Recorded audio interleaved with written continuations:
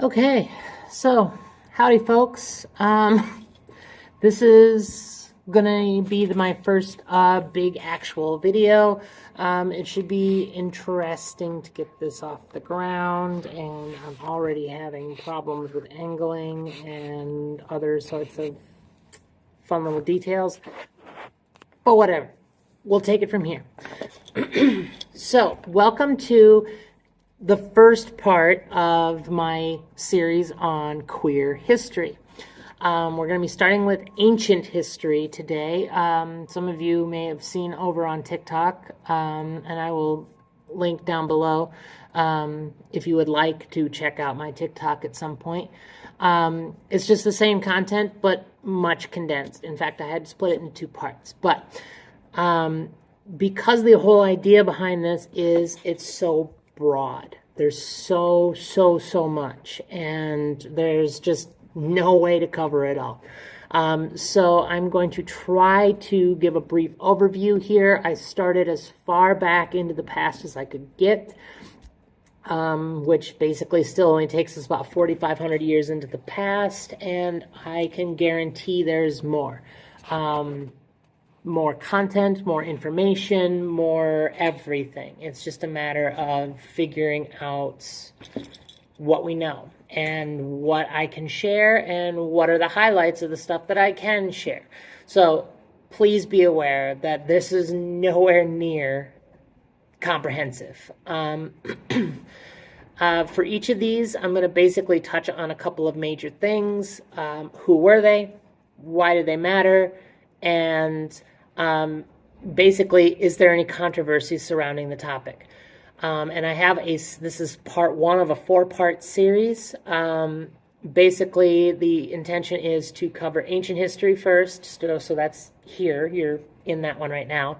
And then about a month from now, I will get to the next time history circles around in my little 4-week cycle. We'll cover early history, so that's basically year 0 up through about 1200, so roughly the Middle Ages. Then the early modern is the Middle Ages up through the Industrial Revolution, and modern is from there up until about 1980-ish. If you're interested in anything after 1980, maybe check out my rotating scheduled video on modern topics, which will sometimes relate to that stuff, sometimes relate to other things, but it will cover the more recent stuff. So, to start things off, we've got Khnumhotep and Nianachkhnum. I am mispronouncing that. I promise you I will make sure to include not only images, but also proper spelling here. So, who were they? Well, first of all, they are a pair of, believe it or not, advisors and manicurists to the pharaoh.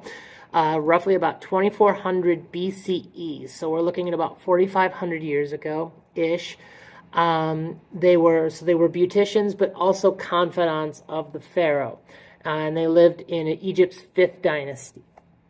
Okay, so why do they even matter? Why is this even a topic worth discussing? Well, the debates are still ongoing, but all signs seem to point to the pair being an acknowledged couple.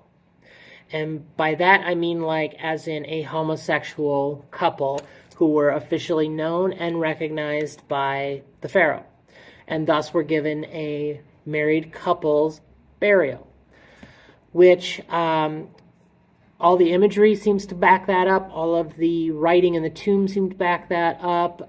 In fact, Khnumhotep is often given the feminine role in both the art and the hieroglyphics in the tomb. Gender is almost never mentioned for either of them, so is this a sign of something being like non-binary or trans? Maybe, but that's hard to pin down. It could also just be a societal bias that, you know, if these two are a couple, well, which one's the girl? It's a problem that we still have today. Homosexual couples don't always have those sorts of pairings, but it's possible that's what this is. It is worth noting, though, that the two did actually have female wives in addition to being together. But all of the depictions of the two match up to that married couple sort of thing, and all of the depictions of said wives seem to indicate that the wives were not only aware, but supportive of the fact that basically they were there so they could have kids, but the real love was between the two men. Now, that said, that's not to say that this is something that's a done deal, okay? There is some controversy around this. In fact, the tomb for the two is listed as, or officially listed as, the tomb of the two brothers. It was really rare for siblings or friends or any sort of association other than married couples to be buried together in the way we see in the tomb. So while some insist that they were brothers or very close friends, or maybe it was just because of their role and importance to the pharaoh that they were buried together this way, all of the art and depictions seem to defy that. And of course, it's also worth pointing out too that if this same couple were found and it was a man and a woman in the exact same scenario, the assumption would simply be that they're married. Nobody would question it. So there is kind of this thing too of like, well, are you trying to argue that they're brothers or friends or what have you just because it doesn't match our assumptions? Also, as a special side note, we don't actually know these men's names.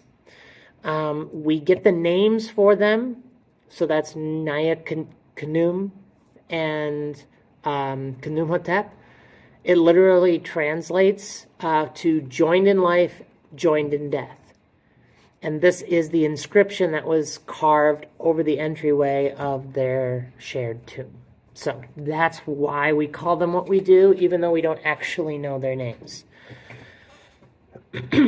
Now, King Zimri-Lim. So we're jumping forward a couple thousand years. We're now looking at about 1800 BCE, and this is an Akkadian king. He was a contemporary of Hammurabi of Babylon. Sometimes they were friends, sometimes they were rivals. We do get some depictions from Babylon, which has much more extensive literature surrounding it historically, that talks about Zimri-Lim, and we know who Zimri-Lim was from that. However, we didn't really get any details, and it doesn't become clear until we really reach the point where we have discovered, and I believe this was in the 60s, where we discovered writings by him and his various wives about what was going on in Mari, his kingdom. Okay, the letters themselves, the wives make frequent mention of the fact that not all of his wives were women. There seems to be strong indication that he was bisexual, that the women in his life were seen as equals and fully capable of statecraft, decision-making, and all the like, and he treated all of his wives, male or female, in the same sort of way. So they were all kind of incorporated into his court, for lack of a better term. So he was still king, but they were all his advisors, and they could all rule in his stead when it was appropriate. It's also worth pointing out that all the indications are that he was an extremely religious person, and the fact that his faith and the way he treated women flew in the face of tradition at the time, let alone anything to do with homosexuality, it was kind of a significant point of showing that even back then, there wasn't really consensus on what is acceptable religiously about a particular topic or relationship. Now, it is worth pointing out that there is some controversy around this one as well. Much of what we know about Zimri-Lim is anecdotal, and most of it is traced through letters written by others about him. So, in many ways, this is still first-hand accounts. It's still a primary source. It's still something we can still trust. But at the same time, it does kind of mean that personal opinions can color what we know about him. Also, it's worth noting a lot of this information is fairly recent. For most of historical conversations, Zimri-Lim was simply a rival of Hammurabi, who was much better known, and Babylon is much more established in the historical canon of Western history. So we could be running into things like biased texts, propaganda, all sorts of things that kind of just muddy the waters surrounding this topic. So even if his spouses are specifically mentioning that there are men in his collection of wives, that doesn't necessarily mean that this is cut and dry, just done.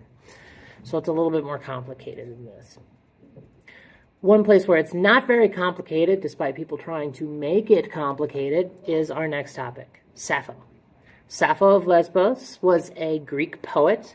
She lived roughly from around the 6th century BCE, so we're talking about 600 years before year zero, so just under 3,000 years ago. And she wrote poetry. And when I say poetry, I mean a lot of poetry about feminine love for women, meaning that she was a woman writing romantic poetry for women, and directed at women. I should clarify that. The poetry itself does not refer to her as an individual directly, but it's very clear that the speaker is a woman who is speaking of the divine love of women. And thus, it is one of the mostly inarguable examples of queer representation in history, and one of the oldest ones. Now, there was a lot of poetry on hers, and a lot of it is very explicit, and I mean that both in the sense that it's very specific, but also it is very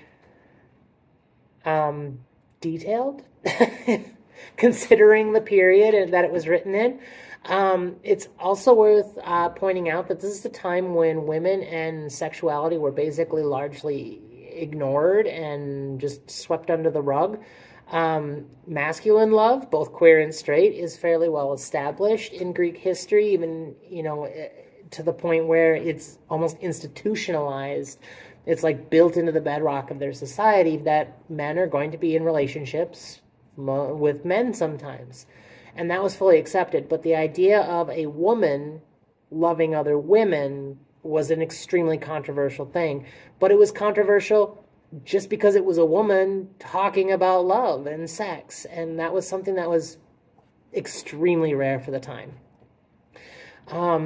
It's also worth noting that the reason that Sappho of Lesbos is so significant is the fact that a lot of our modern understanding of homosexuality and the terms we use for feminine homosexuality come from her directly. The term lesbian, which is one of the most common terms for female homosexual individuals, is derived from where she's from. She's from the island of Lesbos. And as I have pointed out to my students, that does not mean it's an entire island of lesbians in the sense of homosexual relationships, but I guess it is an island of lesbians because they're all from the island of Lesbos, but whatever. You get the idea. So lesbian being a term that is for folks who are exclusively or primarily attracted to women who are also women. We get that term thanks to Sappho.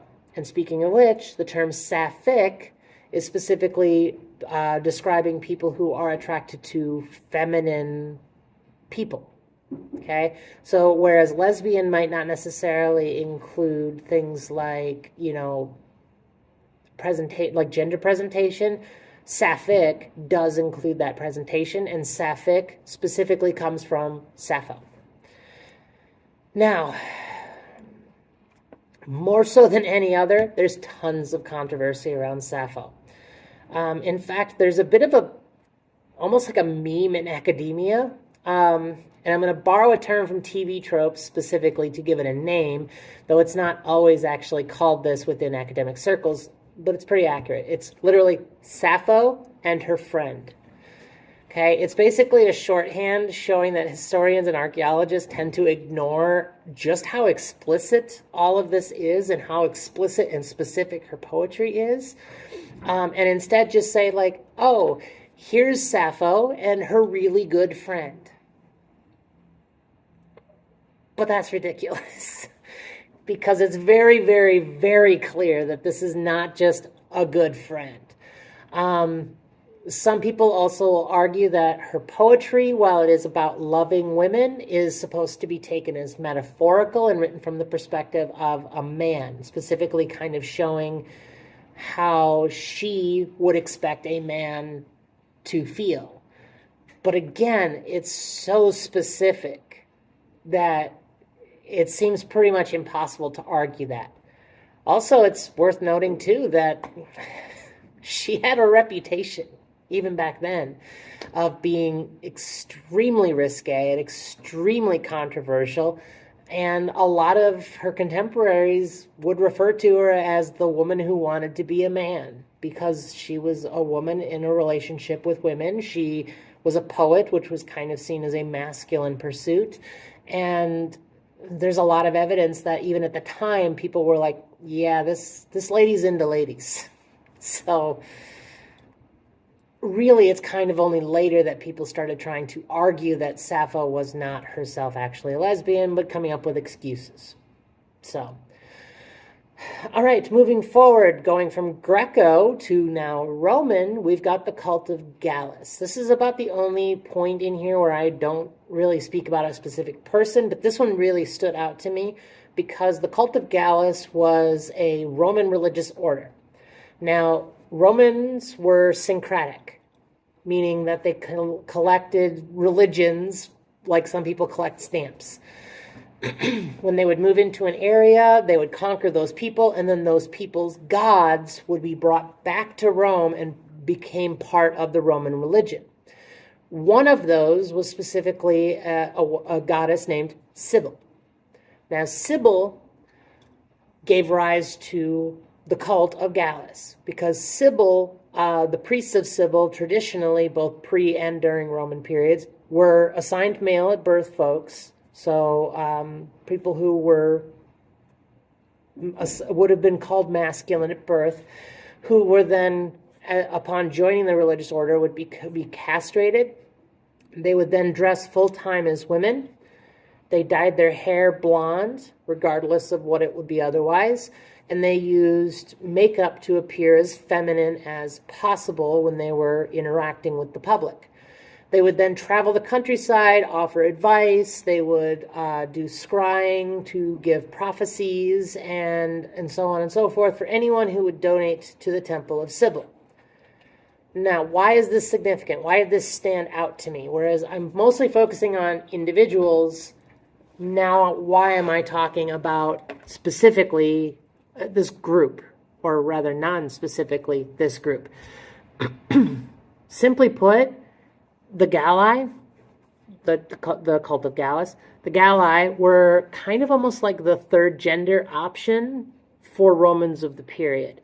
It did only include folks who were assigned male at birth, but basically this would be one of the earliest examples in recorded history of the concept of the third gender, what we would now call like non-binary. Now, even if the cult itself wasn't necessarily a haven for assigned male, non-binary and trans folks, it's hard for me not to imagine that if I had lived during the period, that it wouldn't have been something attractive to me, because it allowed people who were assigned male at birth to basically live as a woman.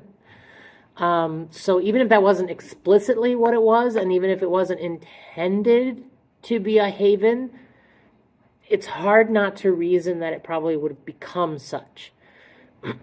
It also goes a long way to showing that our concept of gender and sexuality in the West is something that's much more modern than a lot of people want to think necessarily, because we're talking basically 2,000 years ago, and the cult of Gallus existed well past the year zero. So clearly this is a much more modern trapping that really kind of springs up in the Middle Ages. The whole like two genders, only straight, everything else is blasphemy. That doesn't really come until much, much later. And this is one of the earlier examples that I was able to find. Now, as with everything else, Now, as with everything else that I've talked about so far, there is some controversy. Like, some could argue that this was just a religious practice. It has nothing to do with actual queer folks at all. And that this might have just been something to do for religious purposes, something ecstatic, okay? In the original meaning of ecstatic, meaning connecting to the gods. And even if there were non-binary and trans folks who joined the cult, we have no proof of any specific individual who went to the cult of Gallus as some sort of haven, and we probably never will have that proof. It's also worth pointing out that the cult was only open to assigned male at birth folks, and Roman society was already extremely misogynistic.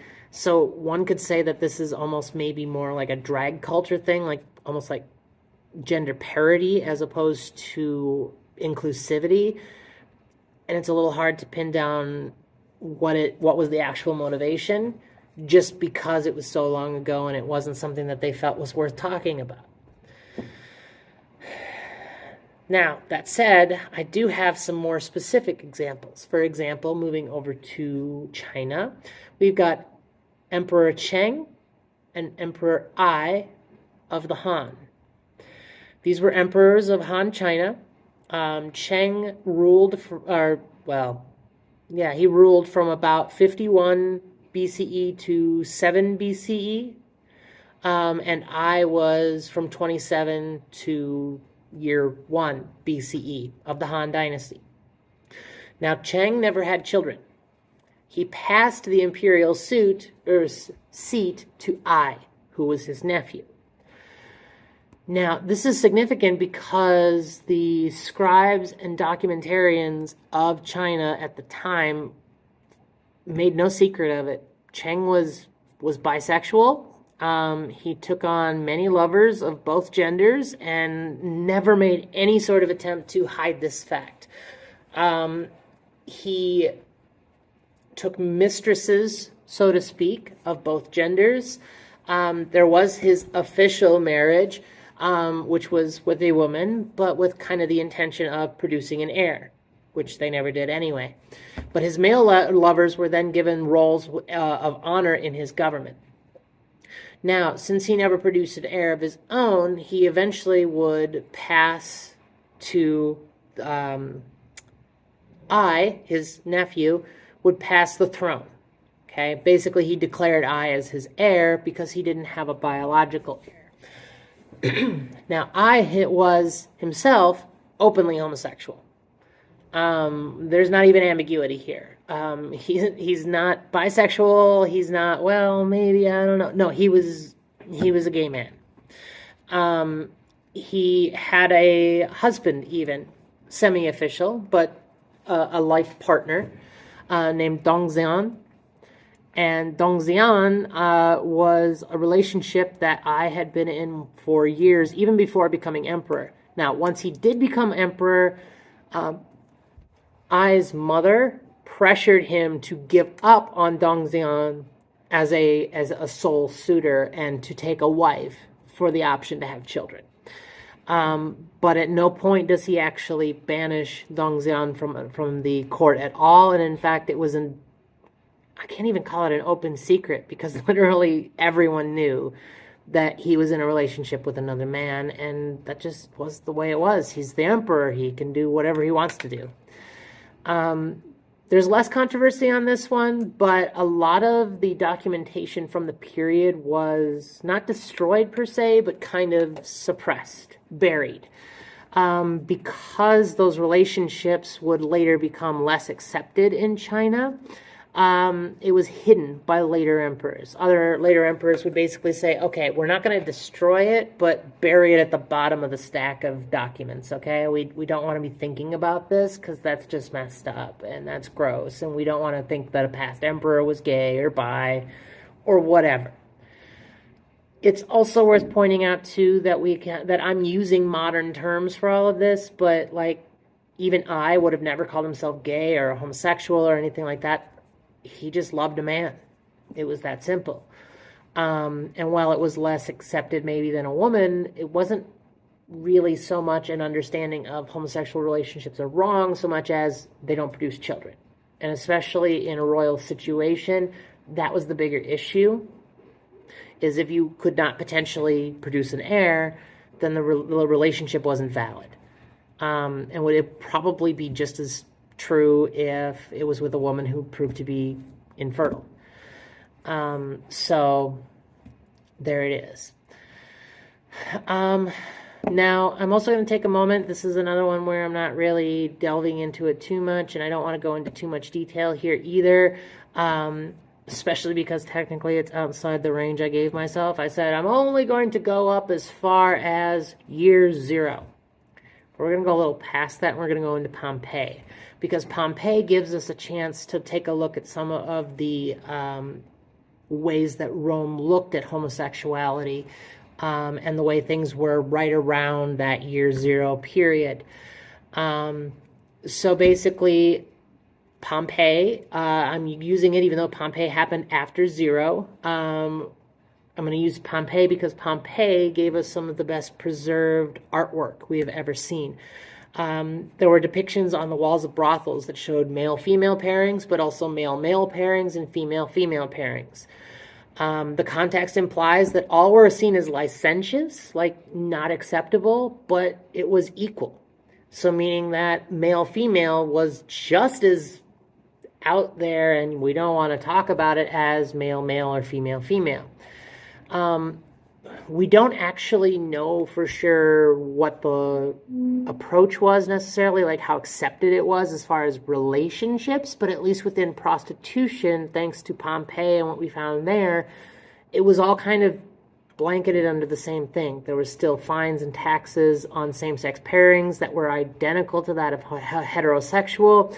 And in fact, what we know of the time is that the bigger issue was who was on top, so to speak, because it was not seen as homosexual if you were a man who was topping for in a homosexual relationship. Like if you went to a male prostitute, so long as you were the guy who was doing the penetration, that wasn't gay.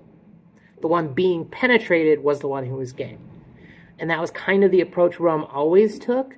And so the same sort of thing was true for all homosexual relationships, just like it was heterosexual. So the judgment wasn't that a man was sleeping with a man, it was that a man was sleeping with a prostitute, male or female. Women had slightly different roles in society, and as a result they were treated differently, unfortunately, but the same is kind of true. The issue was not whether basically who is this woman having sex with this woman. The bigger question is who's the dominant one in the pairing? And by assumption, that would be the person who is paying the prostitute. So the prostitute is condemned in the same way, but it's not necessarily seen as controversial, or at least less controversial. Now, it's not that cut and dry, of course. First of all, allowance is not the same as acceptance. Prostitution was not well accepted in Roman society necessarily. Like, it was accepted in the sense that they kind of acknowledged, yeah, these places are going to exist. Brothels will exist no matter what we do. So we might as well make them somewhat official and tax them and so on and so forth. But that doesn't mean it was necessarily like, let's all just pop on down to the, to the local prostitute on our way to work kind of situation. It was still kind of iffy. And to include homosexuality within that falls into the same category. As that does not mean it was accepted. It was something that was kind of like, this is going to happen, we might as well acknowledge it and then tax it. Also, these paintings, we don't have the context necessarily. Beyond the fact that we know it's a brothel, we don't know. And of course, on top of all of this, as I've already mentioned, marriage and long-term relationships were not acceptable amongst homosexual folks in Rome. They just weren't. And this does nothing to change that viewpoint, that just because you could pop down to the prostitute and pick out one male or female and it didn't matter, doesn't mean that it was acceptable for long-term situations. All right, well, that's what I've got. It's brought us up to year 0. In about a month, when it cycles back through, we will be seeing about basically from here, 0, up through about the Middle Ages, roughly, using Eurocentric, unfortunately, understanding of history. We're going to say the Middle Ages, but it's that 1200-ish or so. So hopefully you enjoyed this. This is my first video of any real length or content, so I apologize if it's a little bit messy. And when I was thinking about this over the weekend, I got to get a better setup. As it stands, I'm just filming in my classroom during my prep period, which is probably not what I'm supposed to be doing, but it's the best place I can set up at the moment as far as lighting and capabilities and all that kind of stuff. So that it is what it is. So I apologize. It's a little messy. I'll get that figured out later. And the editing, I'm sure, is not going to be real great. I'm recording this now, and I'll be working on editing it over the next day or so. I'm hoping to have it up every Monday, but it might turn into every Tuesday instead if it takes longer to edit than I had originally thought, and so on and so forth. But either way, hopefully you enjoyed this and you learned something interesting. And if you enjoyed it, please throw me a like, and you can always subscribe to get more. The next video that's going to go up next week is going to be focused on literature, and I'm going to be talking about the Spirit Walker trilogy, so you can tune in to check out that. If you're just here for queer history, I'll see you in a month. Otherwise, I'll see you next week. All right, thanks. Bye.